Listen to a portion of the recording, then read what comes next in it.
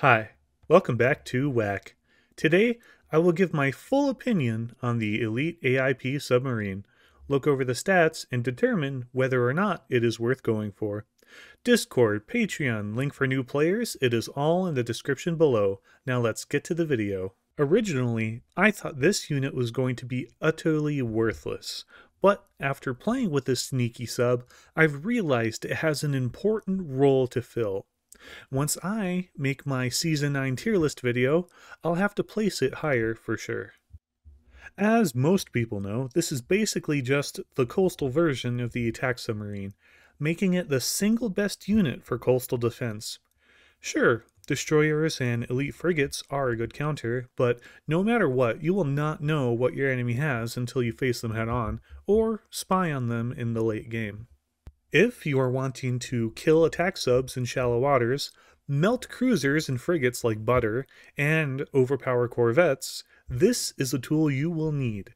In the one game I played with the AIP Submarine, I had such an easy time taking out enemy stacks, and always had a solid home defense. Destroyers will have more health and simply outrange these subs, and since they have very low HP, if caught off guard, you will lose them quickly. ASW helicopters will be the absolute bane of this unit if your enemy happens to have them. If enemy attack subs come in from deep sea, in theory, they can use that 100 range to attack from deep sea if you are close enough to it. But if you are closer to a city, for example, that simply will not happen. When we look at the stats, we see the 25% attack buff when on the high seas really helps out the attack sub.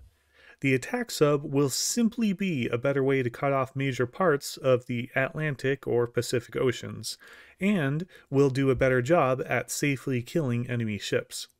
The AIP sub is riskier, but being able to wreck anyone who isn't ready to counter subs is actually pretty great. The rotary and fixed wing defense is interesting and will help a little bit, I guess, but oh boy, having no sonar and only 50 range is really bad. Even corvettes at the max level will outrange these subs. But what is very interesting is that the V range is also 50. Unless I am mistaken, no other naval unit has this high a view range, and it actually is an incredible perk to have, though it doesn't quite make up for the lack of range and sonar. I suppose without radar or sonar, they had to give it this sight range. Don't forget, you can only have up to 10 of these at any given point.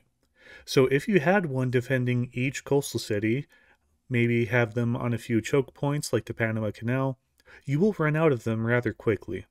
Honestly, I would probably focus on home defense with these, then have a killer wolf pack of 5 of them to farm the enemies who I know don't have sub defense. One thing I have realized is that this sub does not pair well with any other sub, unfortunately including the sub commander. Even at the minimum level, the sub commander has 75 range, and having a disparity in what the attack ranges of your stacks have is a huge detriment, and I'll tell you why. Let's say you have a stack of max level AIP subs and one level 4 submarine officer. That is a total of 117 attack versus ships. But let's say you have your stack on a patrol and have the fire mode set to aggressive. The first time you encounter an enemy, your commander will engage at a range of 100, meaning he will be the only one attacking.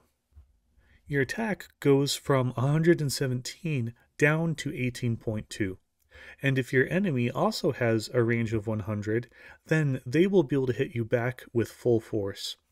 A stack of cruisers, for example, would be hitting you back for 25 damage per hit. Don't mix ranged units with different ranges unless you are able to manually pick each attack to get the shorter ranged units within the proper distances so that the entire stack can attack at once. Yeah, so in summary, this is a pretty good unit.